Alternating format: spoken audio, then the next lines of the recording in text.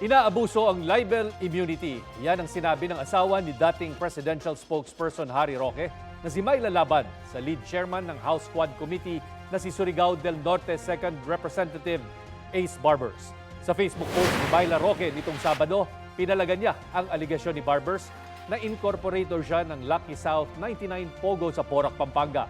Wala raw dokumentong magpapatunay nito. Git din ni Mrs. Roque, bumiyahe siya pa Singapore para sa medical treatment na karapatan niya.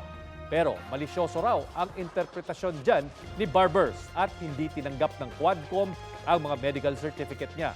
Nitong Huwebes, naglabas ng show cause order ang Quadcom laban kay Myla Roque dahil sa hindi niya pagsipot sa pagdinig. Sa isang video naman, dinipensahan ni Harry Roque ang kanyang misis at iginit na wala ang pangalan nito sa listahan ng incorporators ng Lucky South 99.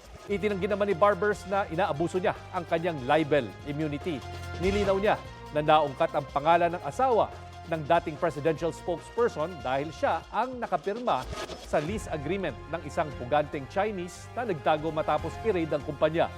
Kaugnay naman sa pagpapagamot ni Mrs. Roque sa Singapore, sinabi ni Barbers na mga resulta lang sa diagnostic laboratory ang isinimutin niya at walang ibang detalye tungkol sa kanyang kalusugan. Kung wala raw itinatago ang mag-asawang Roque, dapat ay humarap sila sa pagdinig ng Quadcom at magsabi ng totoo.